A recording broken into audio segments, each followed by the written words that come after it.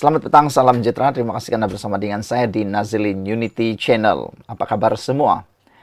Petang ini kita nak belajar satu pepatah, yaitu kerana mulut badan binasa. Kerana hati yang terlalu mendendam atau kerana hati yang terlalu marah tidak dikawal, maka badan pun binasa. Itu terjadi hari ini. Terbukti orang yang tak mampu mengawal mulut, tak mampu mengawal lidah, tak mampu mengawal fikiran dan hati, berdendam keterlaluan, boleh mengundang padah.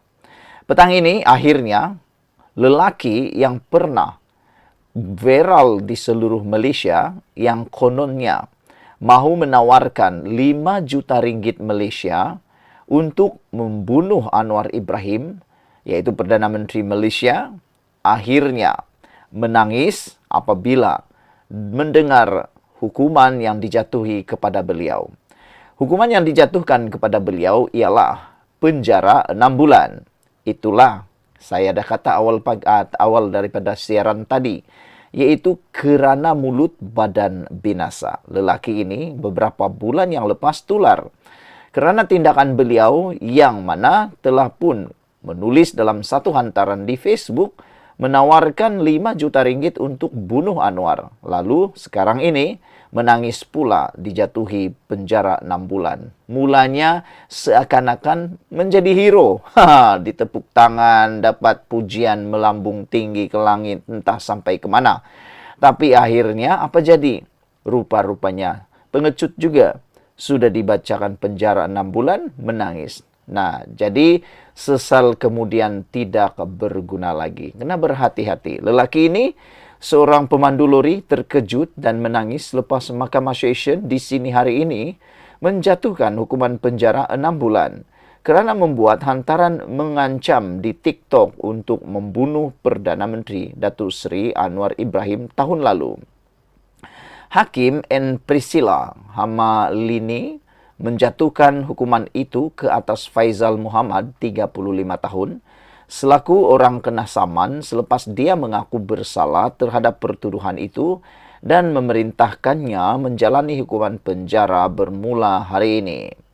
Mengikut pertuduhan, lelaki itu didakwa melalui perkhidmatan aplikasi TikTok menggunakan nama profil Jayadani 89 di pautan TikTok secara sedar membuat dan memulakan penghantaran dengan menggunakan perkhidmatan komunikasi yang mengancam sifatnya. Hantaran itu dibuat dengan niat untuk menyakitkan hati orang lain yang dibaca pada 12 tengah hari 26 November 2023 di sebuah kondominium di Jalan Tong Shin di sini. Pertuduhan dikemukakan mengikut Seksyen 233 dalam kurungan 1 kurungan E Akta Komunikasi dan Multimedia 1998 dan boleh dihukum di bawah Seksyen 233 dalam kurungan 3 Akta sama. Seksyen itu memperuntukkan hukuman denda maksimum RM50,000 atau penjara maksimum setahun atau kedua-duanya dan boleh didenda selanjutnya RM1,000 bagi setiap hari atau sebahagian daripada sehari. Kesalahan diteruskan selepas sabitan jika sabit kesalahan. Terdahulu, Timbalan Pendakwa Raya Nur Liana Nur Akmal berkata, hantaran yang dibuat oleh LKS adalah tidak wajar dan bersifat mengancam. Selain perlu lebih berhati-hati menggunakan media sosial. Saya mohon OKS dikenakan hukuman setimpal supaya satu mesej pengajaran dapat diberikan oleh OKS dan masyarakat, katanya. Faizal yang tidak diwakili peguam merayu hukuman denda kerana dia yang baru mendapat pekerjaan lain dan berpendapatan RM2,000 sebulan perlu menanggung 2 anak berusia 7 dan 8 tahun serta ibu yang menghidap sakit jantung.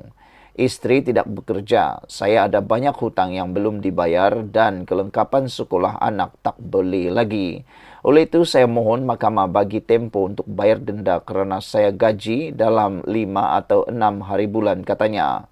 Sebelum ini, media melaporkan pemilik akaun TikTok yang melakukan ugutan bunuh terhadap Perdana Menteri ditahan polis di Jalan Padang Tembak, Kota Bahru, Kelantan. Pemilik akaun itu sebelum ini membuat naik video menawarkan 5 juta ringgit kepada sesiapa yang menembak mati Perdana Menteri dan ahli-ahli sebuah parti politik. Bagaimanapun, video berkenan sudah dipadamkan. Sekian dulu untuk kali ini. Jangan lupa tinggalkan komen anda, tekan butang subscribe. Kita jumpa lagi. Bye-bye. Selamat petang, salam sejahtera. Terima kasih karena bersama dengan saya di Nazilin Unity Channel. Ini keputusan terkini yang paling menggemparkan dunia politik Malaysia dan tentunya kita sebagai pemerhati politik dan pengikut bebas politik yang ada di Malaysia. Ini keputusan daripada Lembaga Pengampunan Najib yang tular di media sosial hari ini. Kalau kemarin utusan telah menarik laporan mereka, kali ini laporan ini diterima pula daripada Harapan Daily dengan menulis hukuman penjara Najib dikurangkan ke 6 tahun. Saya secara pribadi saya pun terkejut dengan laporan dan keputusan ini. Benarkah Najib akan dikurangkan 6 tahun penjara daripada 12 tahun? Hukuman penjara mantan Perdana Menteri Datuk Seri Najib Razak telah dikurangkan dari 12 tahun ke 6 tahun oleh Lembaga Pengampunan menurut sumber lapor CNA. Lembaga Pengampunan belum mengumumkan keputusan rasmi. Keputusan lembaga tersebut turut mengurangkan jumlah denda, namun jumlah tersebut tidak diketahui. Jumlah denda asal ialah sebanyak 210 juta. Pengampunan diraja separa ini diberikan kurang 2 tahun selepas Najib dipenjarakan. Beliau juga dijangka dibebaskan dalam bulan Ogos tahun 2028. Tempoh hukuman boleh dikurangkan berdasarkan kelakuan baik seawal Ogos tahun 2026.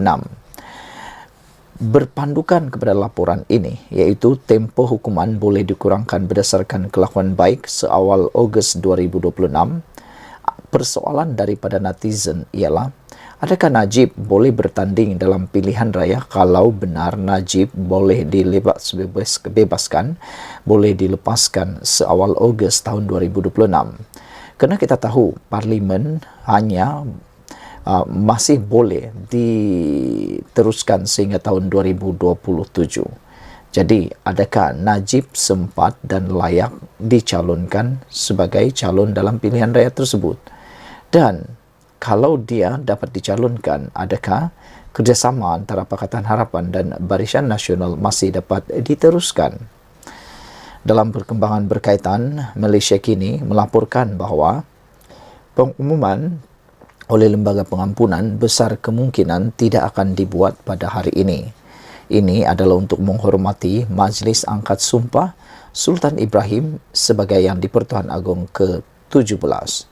Saudara-saudara sekalian, apabila kita dapat laporan ini, kebenarannya ataupun secara rasmi belum diumumkan, tetapi menurut sumber lapor CNA, hukuman penjara Najib dikurangkan daripada 12 tahun kepada 6 tahun sahaja. Walau bagaimanapun, Lembaga Pengampunan belum pun mengumumkan keputusan secara rasmi kerana bagi memberikan penghormatan terhadap Majlis Angkat Sumpah Sultan Ibrahim sebagai Yang di-Pertuan Agong yang ke-17. Saudara-saudara sekalian, apa yang benar-benar mengejutkan kita ialah benarkah Najib boleh dibebaskan pada bulan Ogos tahun 2028? Dan kalau boleh dia berkelakuan baik sehingga pada awal Ogos 2026, kemungkinan beliau boleh dibebaskan. Atau boleh dikurangkan hukuman berdasarkan kelakuan baik. Jadi adalah mula netizen sudah meneka, adakah Najib akan berkuasa semula? Sekian dulu untuk kali ini. Jangan lupa tinggalkan komen anda, tekan butang subscribe. Jumpa lagi. Bye-bye.